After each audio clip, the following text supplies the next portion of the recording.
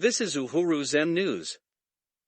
Bandits going nowhere, till Nigerian government gives them amnesty like Niger Delta militants, says Sheikh Gumi. An Islamic cleric, Sheikh Ahmad Gumi, has again asked Nigerian government to grant amnesty to bandits like it gave to Niger Delta militants. Gumi, who has been visiting bandits in the forest in an attempt to negotiate a peace deal with them, disclosed this in a Facebook post titled, Zamfara, the Flaring of Crisis. He wrote, Zamfara state is unique in many aspects. In early 2000 AD, the state ignited a wildfire of state's constitutional amendments that accommodated the application of Sharia law beyond personal law, for example, marriages, divorce, and inheritance, to include the Islamic criminal law.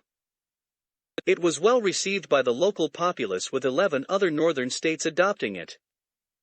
However, it goes without saying that the international community ruled by leaders that are promoting sodomy and lesbianism in the garment of secularism were at the forefront of fighting it.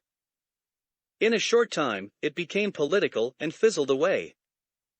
If such Sharia implementation move had concentrated in literacy and economic empowerment, the kind of which we see in Saudi Arabia, with its rich resources, Zamfara would have become a shining example of the blend of a religiously modern state proud of its development and modesty.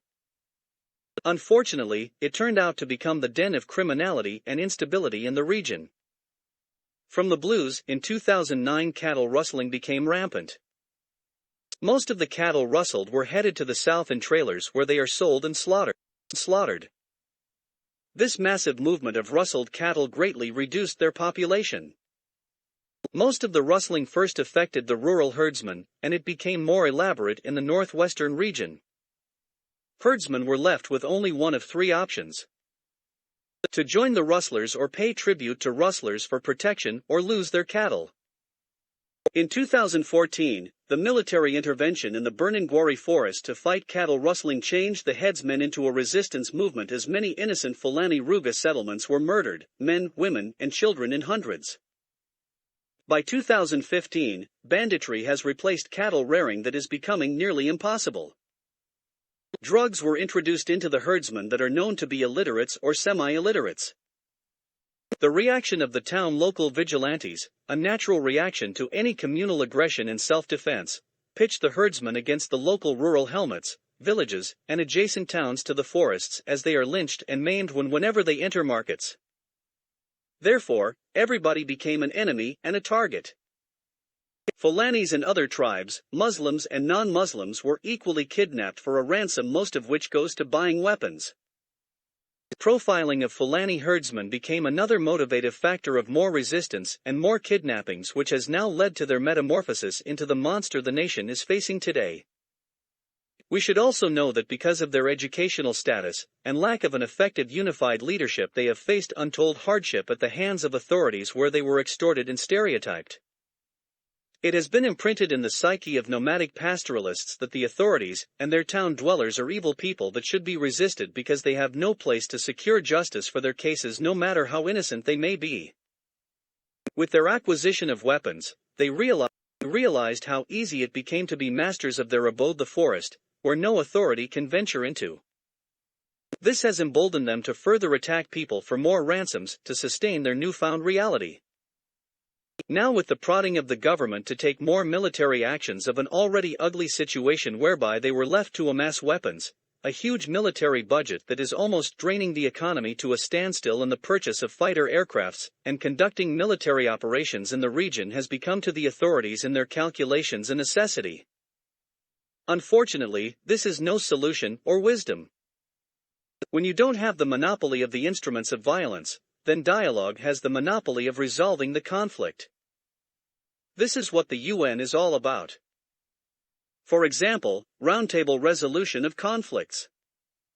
What we are seeing is more than just criminals and criminality. Yes, it may have started as such, but like any conflict, it is dynamic. The danger we face now is ideological demagogues changing the narrative. They are trying hard to infiltrate the herdsmen. And we know their objectives. They want to destroy all modern governments by fighting the military, and now in the recent cajoling of local populations, they have tormented before to join them in the struggle.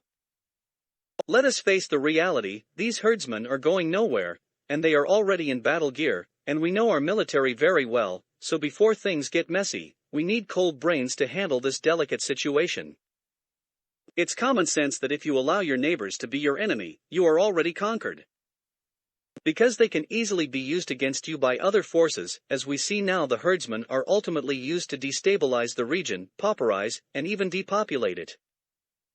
Military actions in the past have worsened the situation, stimulating herdsmen resistance. Any more action will push them closer to religious fanaticism. It gives them protection from discrediting them as thieves and also reinforce their mobilization of gullible young unemployed youth, as we saw with Boko Haram. I have met many of the bandit leaders to see a way out of this gridlock. I have talked to the political class and security agents. Except for an exception, most state governors want a peaceful resolution of the conflict. The police and other security outfits have also realized the enormity of the problem. But, unfortunately, the presidency, for what appears to be political gullibility, and the military for budgetary reasons, as they are the most beneficiary of conflicts of this nature, doesn't seem to be on the same page. This conflict can be resolved by active engagement of the government with the agitators. Just as we saw how Ansar's agitation was swiftly managed after an initial scandalous failed military confrontation, was peacefully resolved by the government, likewise, the herdsman crisis can be. Just as we had the Niger Delta conflict resolved with an amnesty which comes with reconciliation, reparation, and rehabilitation packages, so will the herdsman crisis be resolved. In fact, there is a need for a Marshall Plan to educate the nomadic pastoralist, so that no citizen is left behind. These measures I enumerated are cheaper, easier, and lasting than the kinetic approach which is now taking place. No military, especially of a poor economy, can win guerrilla warfare. The recent victory of the Taliban in Afghanistan is a factual warning for those that contemplate. Lastly, I pay tribute to my late relative, Private Sanusi Salisa Gumi, who lost his life with 10 other colleagues in an ambush by bandits in Zamfara Forest in November 2019. We learned about his death when an acquaintance recognized his body in the Gusso mortuary. Rahmatullah alayhi, and all those who died defending us. Ameen. Thanks for watching. Goodbye.